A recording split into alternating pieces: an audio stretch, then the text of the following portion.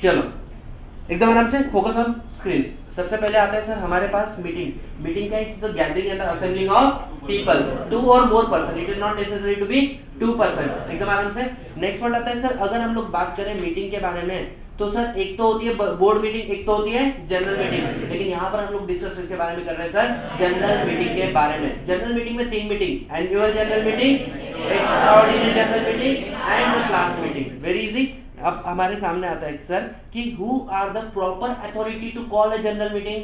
General meeting बुलाने के लिए प्रॉपर अथॉरिटी कौन है? सबसे पहले board of director. Can individual director call a meeting? Answer is no. Can a individual secretary call a meeting? Answer is no. लेकिन इन्होंने मीटिंग बुला ली, can be rectified by the rest of the board of director? Yes. अगर मानो board of director meeting नहीं बुला रहे हैं तो क्या रिक्विजिशनिस्ट लोग भी मीटिंग बुला सकते हैं? Answer is yes under section 100। अगर मानो क्या मैं बोल सकता हूँ ट्राइब्यूनल अंडर सेक्शन 98 एंड 97, क्या ट्राइब्यूनल एनसीएलटी के पास भी पावर है, वो मीटिंग को बुला सकते हैं? Answer is yes. यहाँ तक एकदम आराम से क्लियर है। अब हमारे सामने क्वेश्चन आना चाहिए सर हम लोग मीटिंग में बैठ के क्या करेंगे? मैटर सॉल्व करेंगे नहीं करेंगे? डिसीजन लेंगे नहीं लेंगे? कौन से डिसीजन लेंगे, बिजनेस के या पर्सनल लाइफ के? अब जो बिजनेस के डिसीजन है इसको डिवाइडेड किया जाता है, एक तो पास होता है स्पेशल रिजोल्यूशन या पास होता है ordinary resolution. Which section talk about the special resolution and ordinary resolution? 114। Ordinary resolution की 2 बातें और स्पेशल रिजोल्यूशन की 3 बातें। ऑर्डिनरी रिजोल्यूशन पास करने के लिए क्या आपको पहले नोटिस देना पड़ेगा? यस। सेकंड चीज, ऑर्डिनरी रिजोल्यूशन पास हुआ कब माना जाएगा? When vote cast in favor is greater than vote cast against। अब आता है स्पेशल रिजोल्यूशन। बराबर। स्पेशल रिजोल्यूशन के केस में 3 बातें। सबसे पहले क्या स्पेशल रिजोल्यूशन के लिए सबसे पहला पॉइंट क्या है? Notice must be duly given. Second, notice में एक्सप्रेसली मेंशन करना पड़ेगा कि स्पेशल रिजोल्यूशन पास कर रहे हैं, यस और नो। और तीसरा बात, कब बोलेंगे स्पेशल रिजोल्यूशन पास हुआ?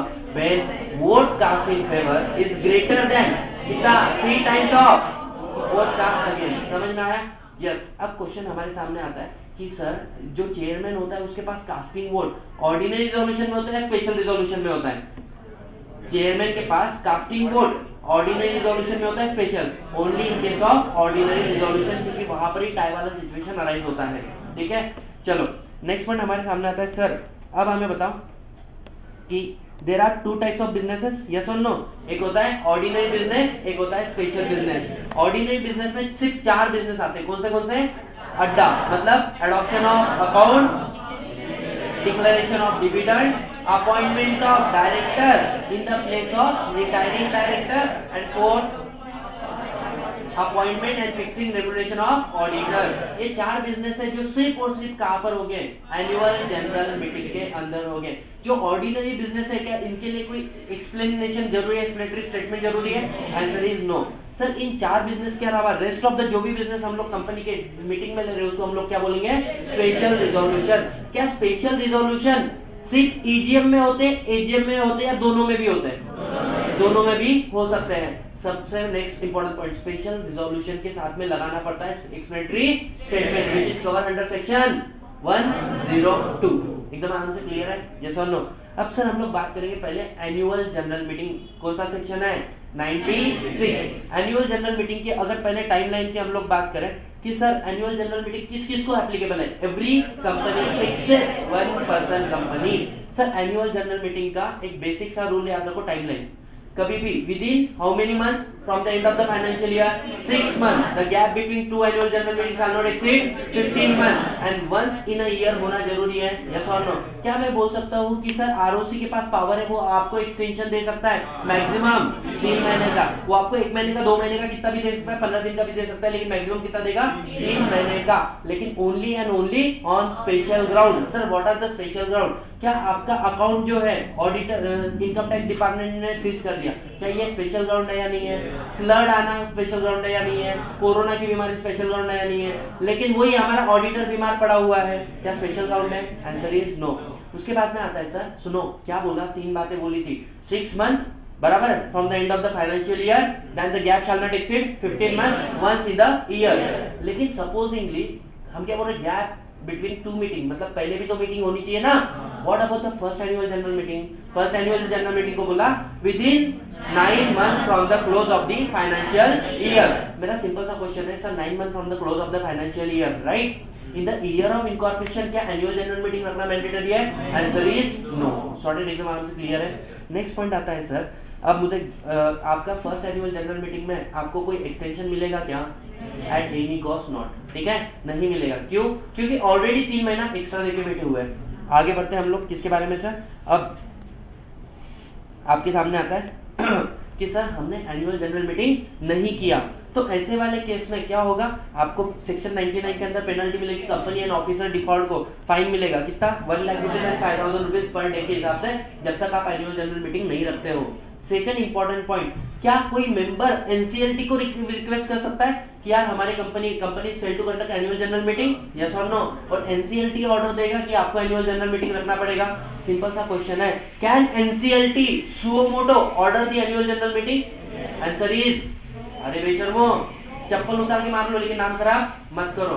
अरे सीधी सी बात है, एनसीएलटी एजीएम कैसे बुलाएगा? खुद होके मेंबर के रिक्वेस्ट पे बुला सकता है। सॉर्टेड एकदम आराम से। अब क्वेश्चन आता है सर हमारे पास, क्या नेक्स्ट आता है एक्स्ट्रा ऑर्डिनरी जनरल मीटिंग। अरे what do you mean by extraordinary general meeting? An annual general meeting other than annual general meeting, और else you can say general meeting between 2 annual general meeting is an extraordinary general meeting. All the business which are going to be transacted in the extraordinary general meeting are special business, and for the purpose of special business we need explanatory statement under section 102. यहाँ तक clear है? yes or no? अब question आता है sir, focus करो यहाँ पे screen के ऊपर है ना, एक्स्ट्रा ऑर्डिनरी जनरल मीटिंग की 4 पॉइंट याद रखना है। कौन कौन बुला सकता है? क्या board of director suo moto बुला सकते हैं? यस। सेकंड पॉइंट आता है, क्या board of director on the request of member, इसको अच्छी लैंग्वेज में सुधार के बोलो तो on the requisition of requisitionist. समझ में आया? Requisition is a request, requisitionist is the member who are requesting. समझ में आया? यस और नो? अच्छा मुझे एक बात बताओ, board of director on request of member बुलाएंगे, लेकिन इक्का दुक्का मेंबर आया तो चलेगा क्या? नहीं। तो रिक्विजिशन कितना होना चाहिए? इन case of company having share capital, company not having share capital, company having share capital 10% of paid up share capital वाले जो मेंबर है वो मिलके बात करें बोले, या फिर कंपनी में शेयर कैपिटल नहीं है तो 10% ऑफ टोटल वोटिंग पावर। समझ में आया? यस और नो? ये लोगों ने रिक्वेस्ट किया, बोर्ड ऑफ डायरेक्टर का ड्यूटी विद इन 21 डेज उन्होंने क्या करना है? इफेक्टिव स्टेप लेना है। किस चीज के लिए sir? To call extraordinary general meeting. अगर बोर्ड ऑफ डायरेक्टर 21 दिन के अंदर स्टेप नहीं लेते, मतलब 21 दिन में स्टेप लेना है और मीटिंग कितने दिन में रखना है? From within 45 days from the date of receipt of requisition. Yes और नो? अगर मानो बोर्ड ऑफ डायरेक्टर 21 दिन में स्टेप नहीं लेते, किसके लिए? To call extraordinary general meeting. तीसरी बात, क्या मैं बोल सकता requisitionist themselves call extraordinary general meeting? Yes और नो? एक तो बोर्ड ऑफ डायरेक्टर बुला सकते हैं, या board of director on request of requisitionist बुला सकते हैं, या फिर तीसरा कौन है सर? सर रिक्विजिशनिस्ट खुद बुला सकते हैं अगर बोर्ड ऑफ डायरेक्टर ने 21 दिन में एनुअल जनरल मीटिंग कॉल नहीं की तो। कितने दिन के अंदर उनको annual general extraordinary general meeting रखना पड़ेगा? Within 3 month from the date of requisition, not from the date of receipt of requisition. ठीक है। नेक्स्ट पॉइंट आता है सर, अब इसके अलावा क्या ट्राइब्यूनल भी एक्स्ट्राऑर्डिनरी जनरल मीटिंग बुला सकता है, which is cover under section 98। क्या बोलता है? ट्राइब्यूनल सुओ मोटो भी बुला सकता है या फिर on application of member and director. क्या यहाँ तक की सारी बातें एकदम आराम से क्लियर है? अरे यस और नो? Yes, sorted. अब कुछ बातें ध्यान देना, हम लोग बात करेंगे सर एजीएम और ईजीएम की कुछ कंबाइन बातें। एजीएम का टाइम प्लेस डेट और ईओजीएम का टाइम प्लेस डेट के बारे में। अच्छा, एजीएम कब आनी चाहिए, बुलानी चाहिए? ऑन, अरे टाइमिंग क्या होना चाहिए? Business hours. क्या रात के 9 से सुबह 6? यस और नो? अरे बेशर्मो, सुबह 9 से रात के 6। समझ में आया? मीटिंग बुलाना इंपॉर्टेंट है, मीटिंग खत्म करना इंपॉर्टेंट है? बुलाना इंपॉर्टेंट है। दूसरा पॉइंट आता है कि सर डे कौन सा होना चाहिए? Any day other than public holiday. Very good, any day other than national holiday. Sir national holiday दिन अपने पास 5 है, यस और नो? अरे हाँ या ना? 3 ही है। समझ में आ रहा है? इसके अलावा सर प्लेस क्या हो सकता है? Any place outside India. अरे एनी प्लेस जहाँ पे कंपनी का रजिस्टर ऑफिस है या city town village where the register office of the company are situated. लेकिन अगर अनलिस्टेड कंपनी होगी तो कहाँ पे? Any place in India provided 100% member की कंसेंट मिले। समझ में आ रहा है? अब नेक्स्ट पॉइंट आता है sir extra ordinary general meeting. इसको बाइफरकेट करना 2 तरीके से। कैसे? देखो यहाँ पे देखा है, EOGM call by requisitionist, EOGM call by board. अब जो बोर्ड रिक्विजिशन क्या बोलते हैं, ईओजीएम बुला सकते हैं, वो any place any day anywhere in India, any place any day, अरे बोलो any place any day anywhere in India. लेकिन रिक्विजिशन इसका प्रॉब्लम क्या है कि भाई साहब आप किसी समय भी बुला सकते हो, लेकिन दिन और प्लेस क्या होना चाहिए, जो एजीएम वाला है। समझ में आ रहा है, यस और नो? अब क्वेश्चन हमारे सामने आता चाहिए सर एनसीएलटी भी एजीएम ईओजीएम बुला सकते हैं क्या? हाँ, सेक्शन 97 97 बोलता है NCLT can call power of tribunal to call AGM, 98 बोलता है power of tribunal to call EOGM. Sorted एकदम आराम से सर। लेकिन बातें याद रखना, एजीएम कब बुलाते हो, जब company fail to conduct AGM. समझ में आया? और ईओजीएम कब बुलाते हैं, when it is impractical to conduct EOGM. तीसरी बात, ईजीएम कब बुला सकते हो, on the request of member. EOGM कब बुला सकते हो, सुओ मोटो और ऑन एप्लीकेशन ऑफ मेंबर और डायरेक्टर। समझ में आया, यस और नो? यस। इसके अलावा जब वो एजीएम बुलाएंगे, ईओजीएम बुलाएंगे, एक्स्ट्रा ऑर्डर भी पास कर सकते हैं क्या? One man can be quorum, a proxy can be constituted as a member of the company। समझ में आ रहा है? कुछ भी ऑर्डर पास कर सकते हैं। समझ में आया? अब सर अभी तक हम लोगों ने कितने सेक्शन कवर कर लिए हैं सर? सेक्शन 5 कितने? हाँ 5। कैसे कैसे? 96 AGM, 97 power of tribunal to call EOGM, 90 से एक क्या बोलते हैं 8 power of tribunal to call, sorry 97 AGM, 98 EOGM, 99 punishment और 100 ईओजीएम। क्या यहाँ तक आप लोग क्लियर हो? यस और नो? यस। अब सर सुनना, एक रफ्तार के अंदर अपना नोटिस 101 कंप्लीट होना चाहिए, 102 कंप्लीट होना चाहिए। ठीक है। अब हम लोग बात कर रहे हैं सर किसके बारे में? सबसे पहले हम लोग बात कर रहे हैं sir notice under section 101। Sir पहली बात आता है लेंथ ऑफ द नोटिस। कभी भी आप लोग कंपनी की जनरल मीटिंग रख रहे हो, उसके पहले नोटिस देना पड़ेगा, यस और नो? अगर आप नोटिस ही नहीं दोगे तो क्या वैलिड मीटिंग कंस्टिट्यूट हो सकती है? नहीं। तो meeting should be properly call करने के लिए, प्रॉपर्ली कन्वेट करने के लिए क्या चाहिए? नोटिस देना पड़ेगा। सर नोटिस कितने दिन का देना पड़ेगा? At least 21 clear days, at least 21 clear days. But if you are a section 8 company, at least 14 clear days. क्या यहाँ तक की बातें क्लियर है? यस और नो? सेकंड क्वेश्चन आता है कि सर क्या हम लोग शॉर्टर नोटिस पे भी एजीएम ईओजीएम बुला सकते हैं क्या? आंसर इज यस, लेकिन क्राइटेरिया है क्या? एजीएम बुलाना है तो 95% of number of members, yes और no? Number of members. EOGM बुलाना है तो company having share capital, company not having share capital. अगर कंपनी हैविंग शेयर कैपिटल है तो कितना? डुअल रिक्वायरमेंट है, majority number constitute 95% of paid up share capital and company not having share capital कितना? Sir 95% of total voting power. समझ में आया? Yes और नो? अब देखो आपने नोटिस भेज दिया, यस और नो? मोड क्या हो सकता है सर? राइटिंग में दो या इलेक्ट्रॉनिक में दो। कंटेंट क्या होना चाहिए? Date time place agenda of the meeting business to be transacted and the proxy. ठीक है। इसके बाद में आता है सर टाइम क्या होना चाहिए? टाइम हम लोगों ने क्या बोल रहे हो बेशर्मो? टाइम के मतलब सॉरी, हाँ टाइम मतलब वो 21 clear days and the shorter notice वाला। ठीक है। अच्छा नोटिस किसको दोगे? पागल लोगों को? मैड, यस और no? M stand for member, A stand for auditor, D stand for director. Question आता है हमारे दिमाग में सर मेंबर का डेथ हो गया then legal representative, sir member insolvent हो गया देन असाइनी, अगर सपोज मेंबर कंपनी थी and company got wound up then liquidator. समझ में आ रहा है? यस और नो? Yes sir. अब सर आपने 21 क्लियर डेज का नोटिस तो भेज दिया, राइट? इस 21 क्लियर डेज में कुछ चीजें इंक्लूड करनी, कुछ एक्सक्लूड करनी है। अरे है ना बेशर्मो, सिर्फ एक्सक्लूड करनी है। Day of sending notice and date of general meeting, इन चीजों को एक्सक्लूड करके बीच में एग्जैक्ट कितने दिन होने चाहिए? 21 डेज होने चाहिए। समझ में आया? लॉजिक बहुत डिटेल में क्लास में डिस्कस किए थे विद मल्टीपल एग्जांपल्स। अब क्वेश्चन ये आता है सर सपोज मैं पोस्ट के थ्रू नोटिस भेज रहा हूँ, पोस्ट के थ्रू नोटिस भेज रहा हूँ, तो अपने को 2 दिन एक्स्ट्रा पकड़ना है, यस और नो? क्योंकि सेक्शन 20 है जो बोलता है कि अगर आप नोटिस भेज रहे हो जनरल मीटिंग का तो 48 आवर्स के बाद में डीम टू बी सर्व ऐसा माना जाएगा। मतलब डेट ऑफ नोटिस एक्सक्लूड करो, डेट ऑफ मीटिंग एक्सक्लूड करो और 48 आवर्स एक्स्ट्रा एक्सक्लूड करो। समझ में आ रहा है? यस और नो? काफी सारे प्रैक्टिकल एग्जाम्पल हमने कवर किए थे।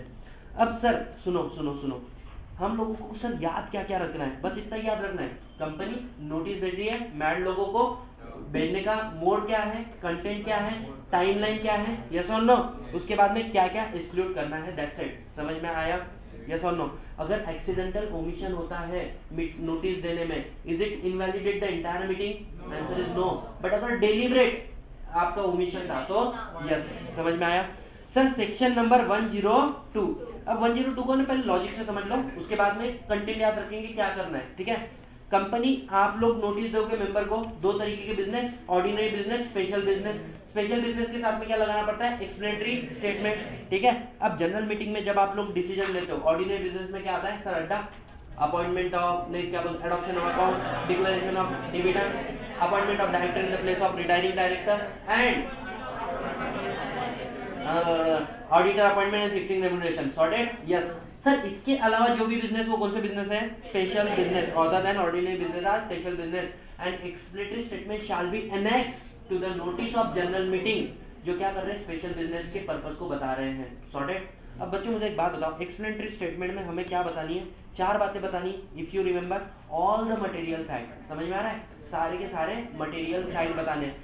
Meaning, scope and implication of the transaction, अगर आप बायबैक करने होते वाले हो तो इसका इफेक्ट क्या होगा, बायबैक कर रहे हो तो क्यों कर रहे हो, मैंने आपको टेक ओवर के रीजन बताए थे, इफ यू रिमेंबर, यस और नो। इसके अलावा 3 स्पेशल डिस्क्लोजर है, क्या कि मानो अगर आप किसी के साथ में कॉन्ट्रैक्ट कर रहे हो और इस कॉन्ट्रैक्ट के अंदर रिजोल्यूशन पास कर रहे हो, इसके अंदर फाइनेंशियल या अदरवाइज इंटरेस्ट है, किसका सर, डायरेक्टर का, मैनेजर का, केएमपी का या उनके रिलेटिव का, क्या ये बात भी आपको बतानी पड़ेगी। हाँ, मानो मेरी कंपनी किसी और कंपनी के साथ में ट्रांजैक्शन कर रही है और उस कंपनी के अंदर 2% से 2% या उससे ज्यादा शेयर होल्डिंग है, किसका, डायरेक्टर का, प्रमोटर का, मैनेजर का, तो क्या ये बात भी हमें बतानी पड़ेगी, आंसर इज यस। और तीसरी बात, अगर मानो हम लोग किसी के साथ में कोई एग्रीमेंट में एंटर हो रहे हैं, तो क्या कोई रिजोल्यूशन में एग्रीमेंट का रेफरेंस हो सकता है, कोई डॉक्यूमेंट का रेफरेंस हो सकता है, तो इस डॉक्यूमेंट को आप लोग कहां पर आके इंस्पेक्ट कर सकते हो, क्या ये भी बताना पड़ेगा, नहीं बताना पड़ेगा, आंसर इज यस। तो क्या मैं बोल सकता हूँ भाई सर आपको 4 बातें बतानी पड़ेगी, मोटा मोटी याद रखो, कैसे, all the material fact which is helpful for taking decision, sorted, yes और नो। दूसरा पॉइंट क्या बोला है कि सर फाइनेंशियल ऑर्डर इंटरेस्ट आ रहा है, किसका, डायरेक्टर, मैनेजर, केएमपी, रिलेटिव, या फिर किसी और कंपनी से ट्रांजैक्ट कर रहे हो जिसके अंदर 2% है, उससे ज्यादा होल्डिंग है, किसकी, director, promoter, KMP and manager की, या फिर कोई डॉक्यूमेंट का रेफरेंस आ रहा है रिजोल्यूशन के अंदर, तो उस डॉक्यूमेंट को हम लोग कहां पे इंस्पेक्ट कर सकते हैं, इसके बारे में बताना पड़ेगा, यस और no, yes. This is all about what guys, section number 102। अब सपोजिंगली आपने कोई नॉन डिस्क्लोजर किया, आपने डिस्क्लोजर करने का जरूरत किसका है, प्रमोटर आप बताओ, डायरेक्टर आप बताओ, केएमपी आप बताओ, मैनेजर आप बताओ, ठीक है, आपको डिस्क्लोजर करना है। अगर आपने डिस्क्लोजर नहीं किया और आपने कोई अनड्यू गेन किया, मतलब आपको बेनिफिट हुआ उस ट्रांजैक्शन से, वो पैसा जो बेनिफिट का है वो आपका है या कंपनी का माना जाएगा, कंपनी का, क्या आपको ये रिटर्न देना पड़ेगा, अरे आया ना, यस। और सेकंड चीज क्या बोला है कि सर पैसा तो रिटर्न दो, इसके बाद में आपको पनिशमेंट भी है, क्या 50,000 और 5 टाइम्स ऑफ द अमाउंट। अगर मानो 1 करोड़ का प्रॉफिट हुआ आपको, 50,000 और 5 times of amount, 5 crore, 1 crore का 5 टाइम्स 5 करोड़, आपको 5 करोड़ एक्स्ट्रा, मतलब 1 करोड़ तो जो बेनिफिट हुआ वो दो, एक्स्ट्रा 5 करोड़ एक्स्ट्रा दो। और किसी और लॉ में आपको अगर फ्रॉड और चीटिंग के केस में फर्क पड़ रहा है तो उधर भी जाओ, समझ में आया, यस और no. We are done with section number 102। Anyone any single problem till now, जल्दी बताओ यस और नो। अब सर सुनो सुनो सुनो सुनो सुनो सुनो, बहुत बहुत बहुत भयंकर इंपॉर्टेंट सेक्शन है 103 एंड 105। 104 इज नॉट मतलब दमदार सेक्शन नहीं है ना, फालतू वाला सेक्शन है। आ जाओ बच्चों, कोरम क्या होता है, कोरम मतलब minimum number of member required to be present at general meeting. अगर कम से कम लोग नहीं प्रेजेंट रहे तो क्या हम लोग एक मीटिंग को वैलिडली कॉन्स्टिट्यूट कर सकते हैं क्या, answer is no. Sir in case of private company minimum number of member to be present कितने होने चाहिए, 2। In case of public company अगर आपके number of member as on date of general meeting, सबसे इंपॉर्टेंट बात है, not on the date of sending notice, on the date of general meeting 1000 तक का है तो कम से कम 5 मेंबर पर्सनली प्रेजेंट। अगर सर 101 से लेके अप टू 5000 है, 15 member must be personally present. Sir 5000 के ऊपर होगा तो minimum 30 member must be personally present. क्या आपको ये बात याद है, यस और नो। अब क्वेश्चन ये आता है कि सर कोरम के अंदर क्या हम लोग पर्सनली प्रेजेंट बोल रहे हैं, यस और नो। पर्सनली प्रेजेंट में प्रॉक्सी आता है नहीं आता है, अरे यस और नो, पर्सनली प्रेजेंट में प्रॉक्सी नहीं आता है। कनेक्ट करो सेक्शन 112 एंड 113। सेक्शन 112 क्या बोलता है कि सर अगर कोई गवर्नमेंट ने आपकी कंपनी की शेयर लिए, गवर्नमेंट मतलब एक तो प्रेसिडेंट ने या गवर्नर ऑफ द स्टेट ने, तो क्या वो पर्सनली आएंगे क्या, नहीं, तो वो किसको भेजते हैं, अथॉराइज्ड रिप्रेजेंटेटिव। क्या अथॉराइज्ड रिप्रेजेंटेटिव को कॉरम में काउंट किया जाएगा, नहीं काउंट किया जाएगा, आंसर इज यस, ठीक है। सर अगर कोई आपकी कंपनी में बॉडी कॉर्पोरेट कोई और कंपनी मेंबर है, क्या एक कंपनी दूसरी कंपनी की मीटिंग में आएगी क्या, अरे company does not have physical census ना, कैसे मीटिंग में आएगी? तो वो किसको भेजते हैं? Authorised representative. क्या ऑथोराइज्ड रिप्रेजेंटेटिव भी कोरम में काउंट होता है, नहीं होता है? Answer is yes. लेकिन क्या प्रॉक्सी कोरम में काउंट होता है? Answer is no. अच्छा सुनो, एक बात मुझे बताओ, जब हम लोग कोरम की बात कर रहे हैं, है ना, तो मीटिंग शुरू हुई, कोरम कितने समय के अंदर प्रेजेंट होना चाहिए? Within half hour. If the quorum is not present, तो क्वेश्चन आना चाहिए ये जो मीटिंग थी किसने बुलाई? बोर्ड ऑफ डायरेक्टर ने या रिक्विजिशनिस्ट ने? अगर रिक्विजिशनिस्ट ने बुलाई होगी तो मीटिंग हो जाएगी कैंसल। बोर्ड ऑफ डायरेक्टर ने बुलाई होगी तो it is get adjourn on same day, same time, same place in the next week. समझ में आया? या any other day time place which is decided by board of director. अच्छा मुझे एक बात बताओ, इसमें भी नोटिस देना पड़ेगा? हाँ, मिनिमम 3 डेज का आपको नोटिस देना, 3 वर्किंग डेज का आपको नोटिस देना पड़ेगा। अच्छा, at adjourn meeting also quorum is not present. At adjourn meeting also quorum is not present, तो मिनिमम 2 मेंबर प्रेजेंट है क्या? बोले हाँ, दे कॉन्स्टिट्यूट वैलिड कोरम। 5 लोग चाहिए थे मीटिंग के लिए, 5 लोग पहले मीटिंग में कितना आए? 3 ही आए। कोरम था नहीं, मीटिंग हो गई एडजर्न। एडजर्न मीटिंग में कितना आए? 2 ही आए। क्या कोरम के लिए कितना चाहिए? 5 चाहिए, लेकिन कितना है? 2। Is it valid quorum? Answer is yes, it is deemed to be valid quorum. अच्छा, अपन ने लिमिट पढ़ा था कि 2, 5, 15, 30, यस और नो? क्या आर्टिकल इस लिमिट को बढ़ा सकता है? Answer is yes. क्या आर्टिकल इस लिमिट को कम कर सकता है? Answer is no. यहाँ तक क्लियर है? यस और नो? अब सुनो, क्या एक सिंपल सा क्वेश्चन है मेरा। Supposingly Satish Baheti is a authorised representative of multiple body corporate. क्या मुझे एक काउंट करोगे या मल्टीपल काउंट करोगे? अरे ढोक लो थोड़ा सा एनर्जी में। अगर Satish Baheti is authorised representative of multiple body corporate, तो ये क्या मल्टीपल? अब सिंपल सा क्वेश्चन है, supposingly Satish Baheti 5 body corporate का क्या है? ऑथोराइज्ड रिप्रेजेंटेटिव है, और मेरे साथ में ताहिर भी एक कंपनी का मेंबर है। क्या हम लोग 2 लोग हैं मीटिंग में प्रेजेंट? कम से कम कितने चाहिए थे? 5। ठीक है, सतीश बाहेती को 1 काउंट करोगे, 5 काउंट करोगे, और ताहिर को, तो टोटल कितने हो गए? भले ही एक्चुअल में हम 2 ही प्रेजेंट है, फिर भी वैलिड कोरम है। अब नेक्स्ट क्वेश्चन आता है कि सर सपोजिंगली ताहिर प्रेजेंट ही नहीं है, क्या मैं 5 बॉडी कॉर्पोरेट का अकेला रिप्रेजेंटेटिव हूँ? क्या कोरम के लिए 5 लोग चाहिए थे? यस और नो? मेरे को 1 काउंट करोगे 5? अरे 5 ना, लेकिन मानो कोई नहीं आया मेरे साथ में मीटिंग में, मैं अकेला आया, is it a valid quorum? भले ही आपको 5 माना जाएगा, लेकिन कम से कम 2 मेंबर पर्सनली प्रेजेंट होने चाहिए। सॉर्टेड एकदम आराम से? यस और नो गाइस? Yes sir. अभी कुछ यूनिक केसेस मैंने आपको क्लास में डिस्कस किए थे। मानो अपना कोरम का रिक्वायरमेंट जो था वो था 100 का। कितना? 100 का। और हमारे कंपनी के मेंबर से कितने हो गए? 50। कोरम से नीचे हो गए कि नहीं हो गए? ठीक है। अब क्वेश्चन आता है, क्या सर 50 लोगों में से अगर 45 लोग मीटिंग में आए तो मीटिंग वैलिड मानी जाएगी? नो। 50 के 50 लोग मीटिंग में अटेंड हो रहे तो मीटिंग वैलिड मानी जाएगी? Is it valid quorum? Answer is yes. अच्छा, एक लास्ट पॉइंट याद रखना, क्या डोनी को हम लोग मेंबर बोल के कंस्टिट्यूट करेंगे या प्रॉक्सी? डोनी को क्या कंस्टिट्यूट करेंगे? प्रॉक्सी नहीं, मेंबर। उसको कोरम में काउंट किया जाता है। ये रिसेंट वाला केस लॉ था। ठीक है, just hold on, just hold on. तो अब हम लोग शुरू कर रहे हैं बच्चों सेक्शन नंबर 104। एकदम आराम से। कौन सा? Section number 104 which talk about appointment of chairman. Simple सी बात है, यस और नो? अच्छा मुझे एक बात बताओ, चेयरमैन को अपॉइंट करना है तो कैसे अपॉइंट करेंगे हम लोग? सर चेयरमैन को अपॉइंट कैसे करेंगे? आर्टिकल ऑफ एसोसिएशन में जिस मैनर में दिया वैसे अपॉइंट करेंगे, राइट? अगर मानो आर्टिकल साइलेंट है तो मेंबर 1 अमंग देम सिलेक्ट करेंगे किसी को, यस और नो? और चेयरमैन ऑफ मीटिंग। अब क्वेश्चन आता है कि सर जब भी चेयरमैन को अपन इलेक्ट करते हैं कैसे करते हैं? Show of hand. लेकिन अगर चेयरमैन को रिप्लेस करना होगा तो कैसे करेंगे? बाय डिमांडिंग पोल। समझ में आया? यस। इसके अलावा भी हम लोगों ने चेयरमैन के बारे में काफी सारी बातें पढ़ी थी। सिंपल है। अब सर हमारे सामने एक क्वेश्चन आना चाहिए sir, section number 105 we talk about the proxy. एकदम आराम से फोकस, है ना?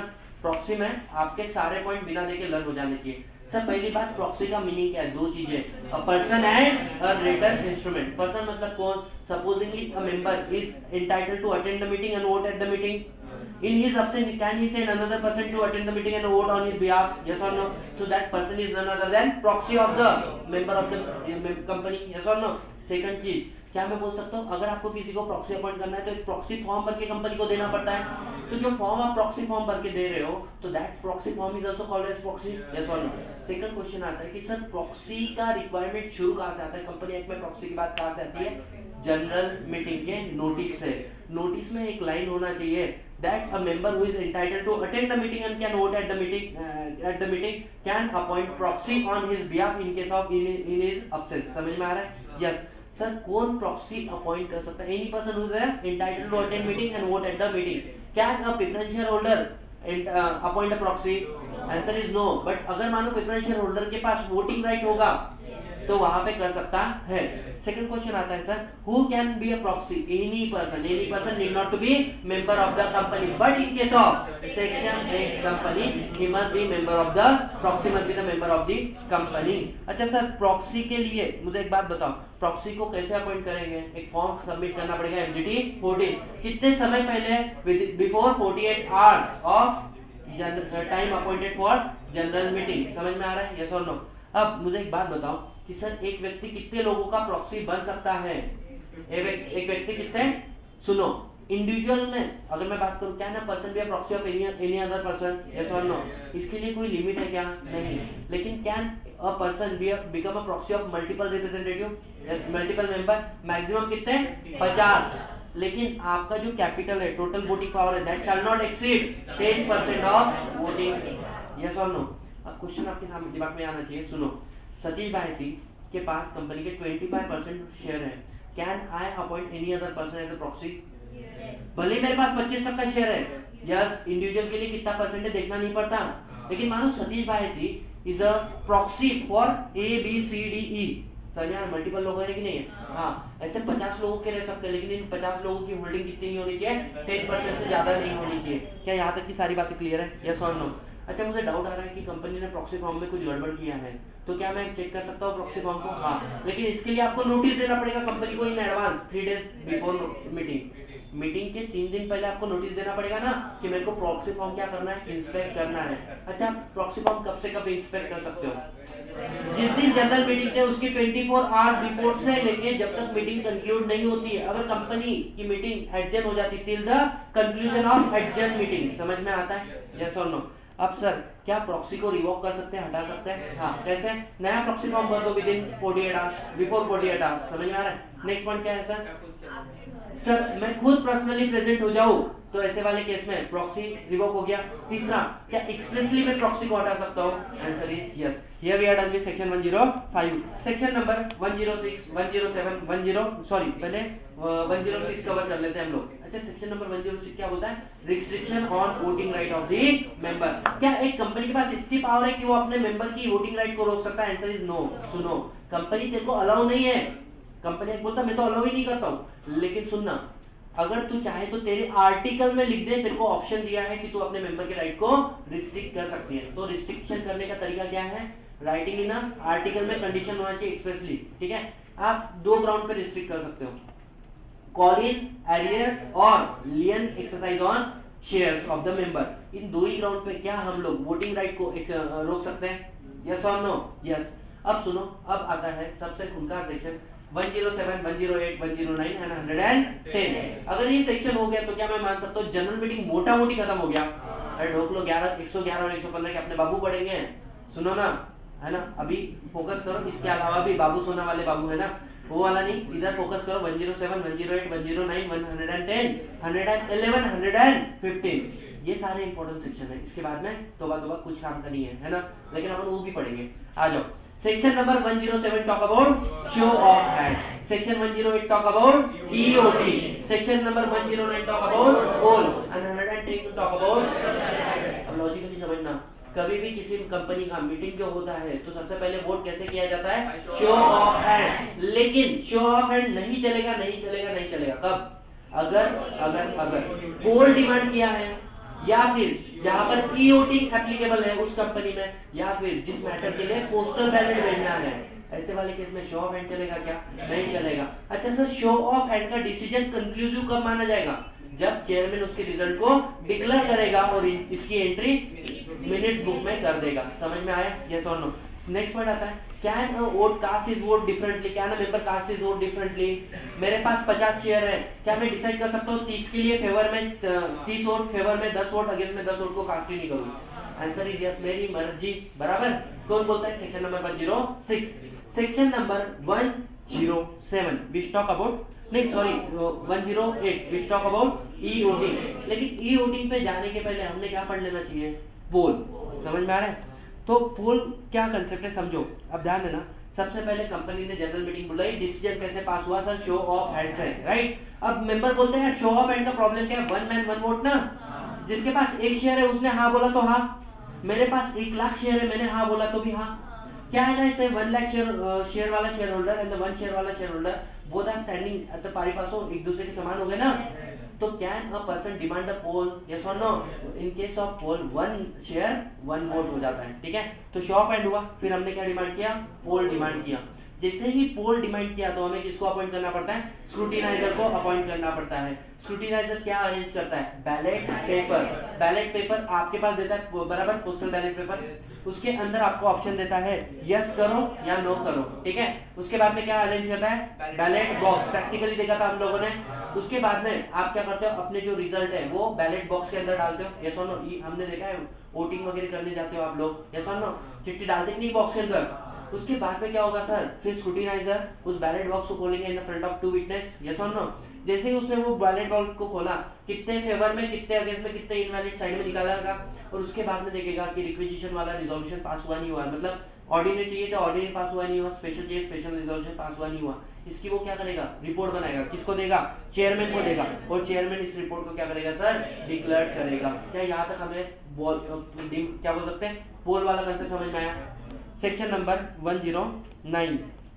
अच्छा मुझे एक बात बताओ, क्या प्रॉक्सी शो ऑफ हैंड में वोट कर सकता है? नो। क्या प्रॉक्सी मीटिंग में आने के बाद में मैटर पे डिस्कस कर सकता है? क्या प्रॉक्सी कोरम में काउंट किया जा सकता है? नो। लेकिन क्या प्रॉक्सी पोल डिमांड कर सकता है? आंसर इज यस, ठीक है। अब लॉजिकली पोल के ना सिर्फ 4 बातें याद रखेंगे, समझ में आया?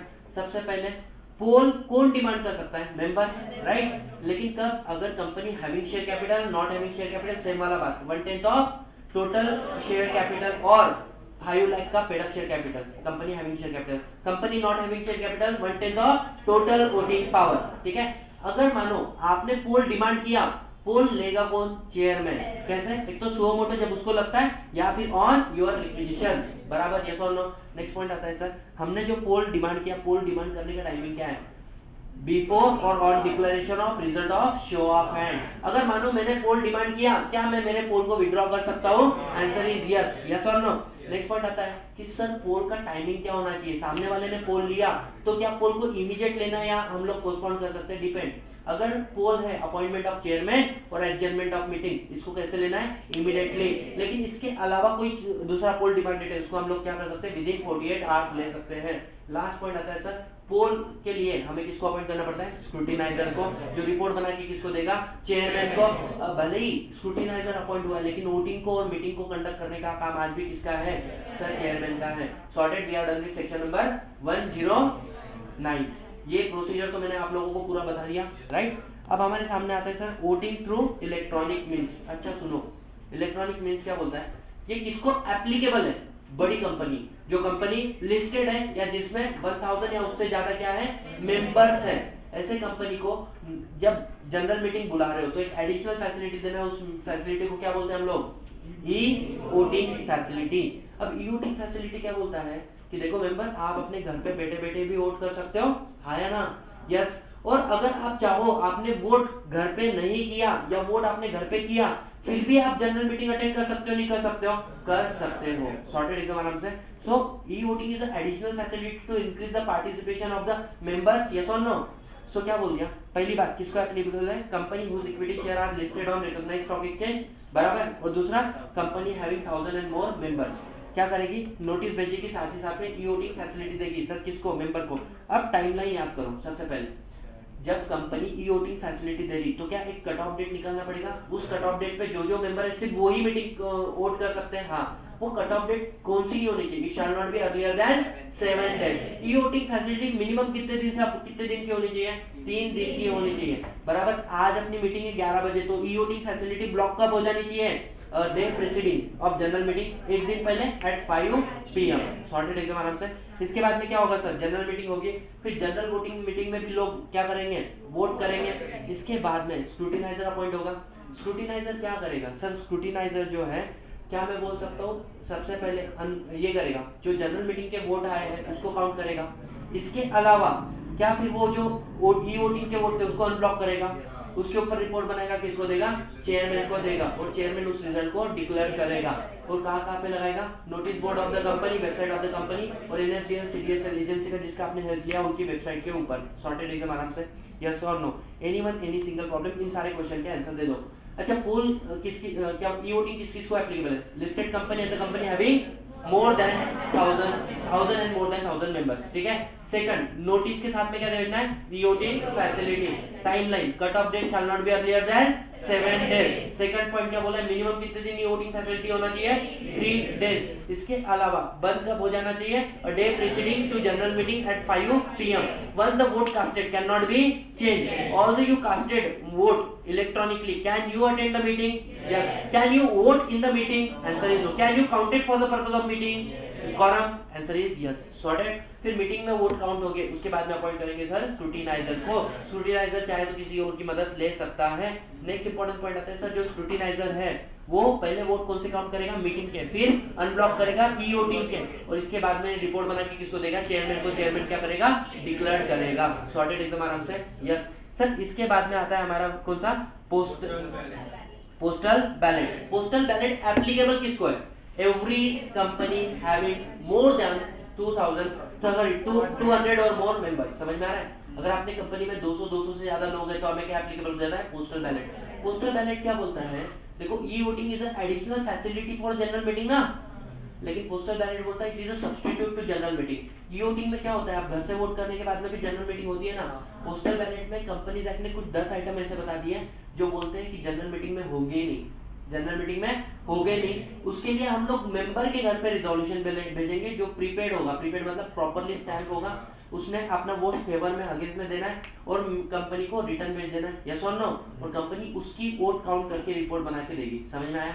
This is all about postal ballot. अब पोस्टल बैलेट को लीगली बात करते हैं, एप्लीकेबल किस कंपनी को है, कंपनी जिसके अंदर 200 से ज्यादा मेंबर है, किसको एप्लीकेबल नहीं है, ओपीसी को, क्योंकि उसमें एक ही मेंबर है, या फिर जिसके अंदर 200 से कम मेंबर है। सॉर्टेड सर, क्या है, देयर आर 10 आइटम जो कंपलसरी आपने कैसे डिस्कस करने हैं, पोस्टल बैलेट से, जो सेंट्रल गवर्नमेंट ने नोटिफाई किए हैं। अच्छा, इसके अलावा एडिशनल मैटर जो है क्या वो पोस्टल बैलेट से कर सकते हैं, हाँ ऑप्शनल है, ऑप्शन है। लेकिन 2 ऐसे बिजनेस है जो पोस्टल बैलेट से नहीं चलेंगे, कौन से, ऑर्डिनरी बिजनेस एंड ऐसे बिजनेस जहां पे ऑडिटर एंड डायरेक्टर है और राइट टू बी हर्ड, समझ में आया, यस और नो। अब क्वेश्चन आता है sir, what are those 10 business जिसके लिए पोस्टल बैलेट मैंडेटरी है, दोस्त बिजनेस कौन से हैं जिसके लिए पोस्टल बैलेट मैंडेटरी है।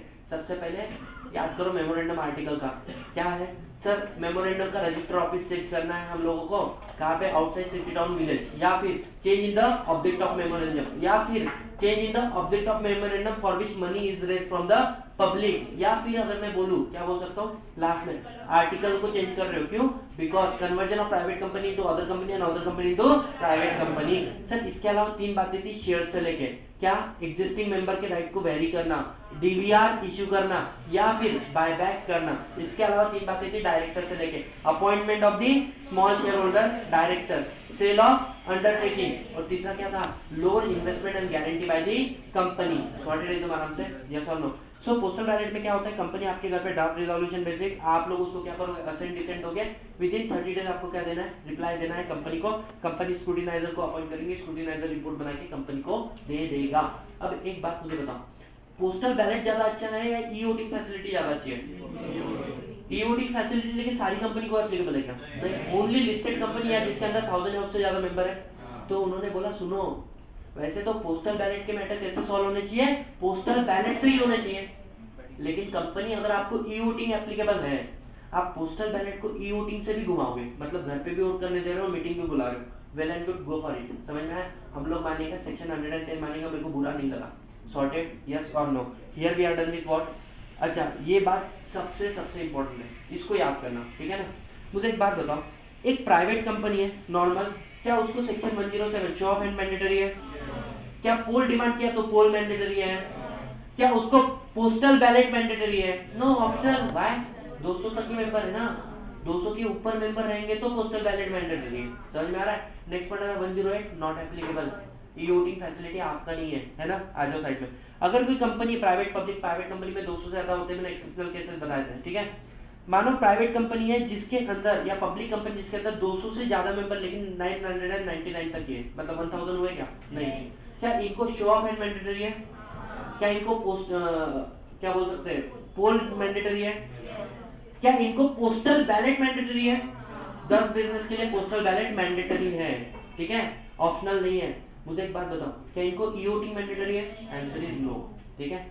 अगर मानो कोई कंपनी जिसकी जो लिस्टेड है जिसके 1000 से ज्यादा मेंबर है, शो ऑफ हैंड इन दोनों को भी नहीं चलता। समझ में आया? सर क्या ये पोल डिमांड कर सकते हैं? अरे हमेशा पोल ही होने वाला है इनका। सर पोस्टल बैलेट 10 आइटम जो है ना, उसके लिए मैंडेटरी क्या कर सकते हैं? पोस्टल बैलेट के थ्रू भी जा सकते हैं या फिर ईओटी के थ्रू भी जा सकते हो। और नेक्स्ट पॉइंट क्या बोला है sir? Rest of the option, rest of the business, 10 item तो पोस्टल बैलेट वाले ना, रेस्ट ऑफ द बिजनेस आपको क्या करना पड़ेगा? Mandatory EOT. समझ में आया? यस और नो? अब सर सुनो, सेक्शन 111, 115 को एक साथ में कंप्लीट करते हैं, ठीक है। 111 क्या बोलता है कि सपोज सतीश भाई जी को लगता है कंपनी के अंदर कोई रिजोल्यूशन पास हो जाना चाहिए, क्या मैं कंपनी को मेरा रिजोल्यूशन प्रपोज कर सकता हूँ? हाँ। लेकिन ये जो रिजोल्यूशन मैं कंपनी को दे रहा हूँ, मेरे को कितने समय के पहले देना पड़ेगा? कम से कम 6 हफ्ते पहले, 6 week before I want a particular resolution to be pass at a meeting, yes और नो? तो वो मैं क्या दूंगा? कंपनी को दूंगा कम से कम 6 हफ्ते पहले, और कंपनी इस रिजोल्यूशन को करेगी circulate among the other members. समझ में आया?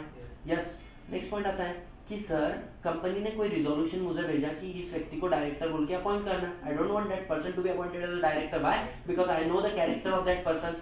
तो क्या मैं मेरी स्टेटमेंट उस रिजोल्यूशन पे पास कर सकता हूँ? हाँ। मुझे मेरी statement on any particular resolution कितने समय पहले देनी पड़ती है?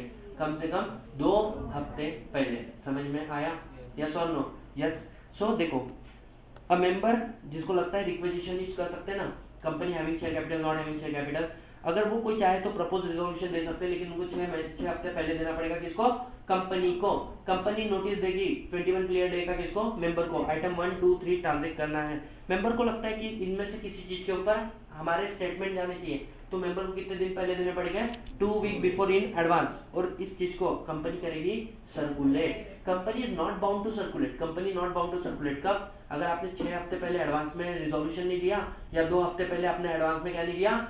स्टेटमेंट नहीं दिया, या फिर आपने रिजोल्यूशन और स्टेटमेंट तो दिया लेकिन कंपनी को खर्चा पानी नहीं दिया, तो कंपनी क्या जबरदस्ती करेगी क्या? आंसर इज नो, ठीक है। अच्छा मुझे एक बात बताओ कि मानो सतीश भाई बोल रहा है किसी व्यक्ति, पर्टिकुलर व्यक्ति को हटाओ, जबकि वो व्यक्ति अच्छा है, या सतीश कोई अच्छा व्यक्ति अपॉइंट हो रहा है जिसको मैं गाली गलौज कर रहा हूँ, और मैं बोल रहा हूँ ये तो मेरा राइट है, तुमको तो मेरे स्टेटमेंट सर्कुलेट करने पड़ेंगे।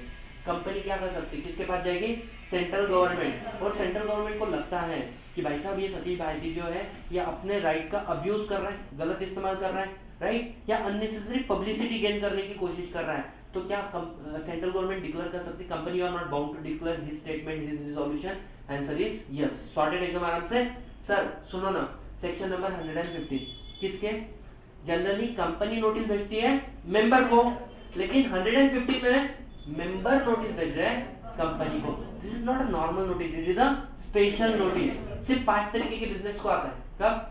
मानो किसी डायरेक्टर को रिमूव करना है, किसी ऑडिटर को रिमूव करना है, या कोई ऑडिटर जा रहा है उसकी जगह पे नया ऑडिटर अपॉइंट करना है, या फिर जो ऑडिटर जा रहा है रिटायर हो रहा है उसको एक्सप्रेसली फिर से अपॉइंट नहीं करना है। इन सारे बिजनेस के लिए क्या मैं कंपनी को बोल सकता हूँ कि कंपनी ये सारे काम करने, मतलब remove the auditor, remove the director, not appoint the retiring auditor or appoint another auditor in the place of retiring auditor, yes or no? मेरे को बताओ मैं ये नोटिस कितने दिन पहले दूं कंपनी को? बोले सर कम से कम 14 days before but not earlier than 3 months। समझ में आया? अब कंपनी मीटिंग के अंदर क्या करेगी? मैंने मानो 14 दिन पहले कंपनी को दिया, कंपनी आगे मेंबर को कितने दिन में देगी? 7 days बिफोर द मीटिंग। कैसे देगी? अगर प्रैक्टिकली पॉसिबल है तो इंडिविजुअली दो, नहीं पॉसिबल है तो न्यूज़पेपर में पब्लिश कर दो। फिर क्या होगा सर? मीटिंग के अंदर we will take the decision. Sorted एकदम आराम से, यस और no? Here we are done with section number 115। अब खत्म हो गया। 116 याद करो क्या था?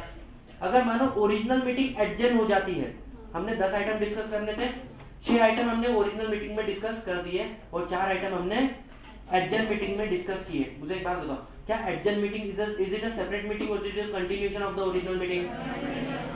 It is a continuation of original meeting. So the resolution pass on the date of adjourn meeting, क्या मानूं वो एडजर्न मीटिंग के दिन पास हुए या एजीएम के दिन पास हुए? It is pass on the date, it is in fact pass not on the earlier date. समझ में आया? ऐसा माना जाएगा वो रिजोल्यूशन कब पास हुआ? On the date of adjourn meeting. क्या यहाँ तक की सारी बातें क्लियर है? यस और नो? सर सारे सेक्शन लगभग हो चुके हैं, छोटे मोटे सेक्शन बाकी है 3-4, ठीक है। सेक्शन नंबर 117 क्या बोलता है कि कंपनी जब भी कभी तू स्पेशल रिजोल्यूशन पास करेगा, जब भी कभी तू unanimous resolution of share holder pass करेगा, या तू बोर्ड ऑफ डायरेक्टर का रिजोल्यूशन पास करेगा, या मैनेजिंग डायरेक्टर के साथ में एग्रीमेंट करेगा, कौन सा? अपॉइंटमेंट, रीअपॉइंटमेंट, फिक्सिंग रेम्यूनरेशन, ठीक है। इसका नोटिस तू किसको देगा? आरओसी को। कितने दिन के अंदर? 30 डेज में, इन द फॉर्म MGT 14। समझ में आया? मतलब resolution and agreement to be file with ROC within 30 days from in the form number MGT 14। समझ में आया? यस और नो? सर ये कौन सा सेक्शन था? Section number 117। We are done, right. अब आता है इसके बाद में सर हमारा सेक्शन नंबर 118, 119। 118 क्या बोलता है? मिनट्स एंड 119 बोलता है इंस्पेक्शन। इजी रखो, 4 पॉइंट पढ़ेंगे, खत्म करेंगे, ठीक है। पहली बात, मिनट्स किसके बनते हैं? 4 मीटिंग के प्रोसीडिंग की, 4 मीटिंग के प्रोसीडिंग की और एक पोस्टल बैलेट के रिजोल्यूशन की। मतलब बोर्ड मीटिंग हुआ, कमिटी मीटिंग हुआ, जनरल मीटिंग हुआ या क्लास मीटिंग हुआ, इनकी जो भी प्रोसीडिंग है वो हम लोग क्या करेंगे? उसके प्रोसीडिंग की प्रिपेयर करेंगे मिनट्स, उसको क्या करेंगे सर? साइन करेंगे, डेट करेंगे। समझ में आया? यस और नो? इसके बाद में नेक्स्ट पॉइंट आता है सर कितने दिन में आपके मिनट बन जाने चाहिए? Within 30 days. समझ में आया? यस और नो? अब क्वेश्चन आता है सर मिनट्स के कंटेंट क्या रहेंगे? The proceeding of the meeting, जो मीटिंग में हुआ and the resolution pass by the postal ballot, वो होना चाहिए। इन केस ऑफ बोर्ड मीटिंग 2-3 बातें एक्स्ट्रा लिखनी पड़ते हैं। क्या? कितने डायरेक्टर प्रेजेंट हुए, कितने डायरेक्टर ने वोट अगेंस्ट में कास्ट किया। नेक्स्ट पॉइंट आता है description of the chairman. Minutes में क्या रखना है, क्या नहीं रखना है, किसकी इच्छा है? चेयरमैन की इच्छा है। समझ में आ रहा है? उसके बाद में अगर आपने कोई चीज मिनट्स में क्या कर दी? दर्ज कर दी, तो क्या मैं बोल सकता हूँ उसको आप कोर्ट के अंदर एज अ प्रोसीडिंग के अंदर एविडेंस बोल के यूज कर सकते हो? Answer is yes. एक बार मिनट्स बुक बन जाए, एक्चुअल वाली मीटिंग हो या ना हो, हम लोग मानते हैं कि मीटिंग सही से बुलाई गई थी, मीटिंग सही से हुई है और मीटिंग को सही तरीके से कंक्लूड किया गया है। Sorted, right. सबसे इंपॉर्टेंट बात क्या था सर? Signing off minutes. सुनो, मिनट बनने कितने दिन के अंदर चाहिए? 30 दिन के अंदर। अब क्वेश्चन ये आता है मिनट साइन कितने दिन के अंदर होने चाहिए? सुनो, in case of general meeting there is a time limit 30 days के अंदर हो जानी चाहिए। बोर्ड मीटिंग में टाइम लिमिट नहीं है। क्यों? क्योंकि बोर्ड मीटिंग साइन कौन करता है? बोर्ड मीटिंग के मिनट्स कौन साइन करता है? Chairman of that board meeting. अगर वो बोर्ड मीटिंग का चेयरमैन नहीं अवेलेबल है तो chairman of next board meeting. अरे बोर्ड मीटिंग तो फ्रिक्वेंटली होते रहते हैं ना, 3 महीने में, तो इस मीटिंग का नहीं तो अगली मीटिंग का, तो प्रिपेयर 30 दिन में करने, साइन भले अगले बोर्ड मीटिंग में होगा तो भी चलता। समझ में हुआ? जनरल मीटिंग ऐसा नहीं है। जनरल मीटिंग में साइन कौन करेगा? Chairman of that general meeting. अगर वो चेयरमैन का डेथ हो गया, इनएबिलिटी है, तो बोर्ड ऑफ डायरेक्टर किसी और डायरेक्टर को ऑथराइज करेगा, बेटा तू साइन कर ले 30 दिन के अंदर। समझ में आया? Yes sir. अब क्वेश्चन आता है कहाँ हम जो मिनट्स बुक बना रहे कहाँ पे रखें? जनरल मीटिंग का रजिस्टर ऑफिस। समझ में आ रहा है? वहीं पे रखना पड़ेगा। और सर इसके अलावा बोर्ड मीटिंग का रजिस्टर ऑफिस और any other place in India. Sir कब तक रखना है? 8 साल, 10 साल, 12 साल? Permanently. Sorted, we are done with the क्या? Minutes of the meeting. Question आता है सर इंस्पेक्शन। मुझे एक बात बताओ, अगर आपको मिनट्स का इंस्पेक्शन देना है तो क्या आप फिजिकली जाके कर सकते हो? हाँ, free of cost. Sorted, right. अगर मानो आप लोग फिजिकली जाके नहीं करना चाहते हो तो क्या आप रिक्वेस्ट कर सकते हो कंपनी को? हाँ, एंड कंपनी ने वो आपको फर्निश करना चाहिए विदिन 7 डेज। ठीक है। नेक्स्ट पॉइंट आता है सर, मुझे एक बात बताओ कि अगर मैं फिजिकली जा रहा हूँ तो मैं कभी भी जा सकता हूँ रात बेरात? Answer is no, during business hours. ठीक है। बिजनेस आवर्स में भी हर दिन, मतलब सुबह 9 से 6 ऐसा नहीं है। कंपनी अपने आर्टिकल में लिख सकती है कि भाई साहब 1 बजे से लेकर 3 बजे, मतलब minimum 2 hours of a day company को मैंडेटरी है। सेकंड चीज सर, क्या कॉस्ट है? अगर आपको फिजिकल इंस्पेक्शन लेना है तो कोई कॉस्ट नहीं है। अगर आपको सॉफ्ट कॉपी चाहिए लास्ट 3 साल की तो भी कोई खर्चा नहीं है। लेकिन आपको सॉफ्ट कॉपी चाहिए 3 साल की पुरानी वाली, या हार्ड कॉपी आपको चाहिए, तो ऐसे केस में आपको मैक्सिमम 10 रुपीज पर डे पर पेज लगेगा। समझ में आया? Yes sir. अब सुनो, मानो आपने रिक्वेस्ट किया कंपनी को, मेरे को मिनट बुक चाहिए, कंपनी ने रिफ्यूज किया, आप लोग किसके पास चल जाओ? ट्राइब्यूनल के पास। तो ट्राइब्यूनल क्या करेगा? ऑर्डर देगा। समझ में आया? यस और नो? यस। नेक्स्ट पॉइंट आता है सर हमारा 120। 120 क्या बोलता है? क्या आज के डेट में सेक्शन इंपॉर्टेंट है क्या? नहीं। ये बोलता था एक जमाने में ऐसी कंपनी जो लिस्टेड है जिसके 1000 से ज्यादा सिक्योरिटी होल्डर है, उनको कंपलसरी जो आप फिजिकल रिकॉर्ड रख रहे हो उसको कैसा रखना पड़ेगा? इलेक्ट्रॉनिक। जो लोग फिजिकल इंस्पेक्शन ले रहे हैं उनको कैसे इंस्पेक्शन दे सकते हो, इलेक्ट्रॉनिकली। जो लोग आपको फिजिकल डॉक्यूमेंट मांग रहे हैं उसको कैसे डॉक्यूमेंट दे सकते हो, इलेक्ट्रॉनिकली। समझ में आया? लेकिन ये शाल को हमने कर दिया कट करके में आ गया, मतलब as on date company you may maintain register record, है ना, in the electronic you may, बराबर। Second, you may allow inspection in the electronic form और you may give copy in the electronic form. समझ में आया? Next point आता है sir किसकी रिस्पॉन्सिबिलिटी है इसका मेंटेन करने की, मैनेजिंग डायरेक्टर, सीएस और एनी अदर ऑफिसर जिसको बोर्ड ऑफ डायरेक्टर ऑथराइज करते हैं, ठीक है। और इंस्पेक्शन के जो अपने ई डॉक्यूमेंट है shall be available for inspection, मतलब सामने वाले को कॉपी भी दे सकते हो but not exceeding 10 rupees per page. समझ में आया? Here we are done with section 120। Last section 121, report on AGM. एक बार एजीएम हो गई ना, एक बार एजीएम हो गई उसके 30 दिन के अंदर आरओसी को रिपोर्ट देना पड़ता है एजीएम का। सर उस रिपोर्ट में क्या लिखेंगे, date time of AGM, chairman appoint हुआ नहीं हुआ, फोरम आया नहीं आया, कौन से बिजनेस ट्रांजैक्शन की है, ठीक है। This all thing in addition to meeting minutes. ऐसा नहीं कि सर मिनट्स में तो ये सब कुछ लिखा है वही दे देता हूँ, इन एडिशन टू मिनट्स आपको ये देना पड़ेगा। समझ में आया? In form number MGT 15। इसको साइन कौन करेगा, चेयरमैन या फिर company secretary and any other 2 director, ठीक है, जिसमें से एक कंपलसरी क्या होना चाहिए, managing director. We are done with the section number 121। Sorry, हाँ, लास्ट आता है सर सेक्शन 122। क्या बोलता है, मीटिंग ऑफ ओपीसी। मुझे एक बात बताओ, ओपीसी के केस में कुछ सेक्शन एप्लीकेबल ही नहीं, 98, 100, 111। नेक्स्ट पॉइंट आता है सर ओपीसी के केस में अगर एक ही मेंबर है, क्या वो मीटिंग की नोटिस बुलाएगा, ये करेगा वो करेगा? नहीं, वो क्या करेगा, शांति से बैठेगा, एक बुक पे लिखेगा कि मैंने ये डिसीजन लिया, कंपनी को इन्फॉर्म करेगा, कंपनी वो मिनट बुक में एंटर कर लेंगे, खत्म, सॉर्टेड। यस और no? Member shall communicate to OPC, enter the resolution जो डिसीजन लिया इन द मिनट बुक, और तीसरा क्या है, उसको साइन करेगा, डेट करेगा, खत्म।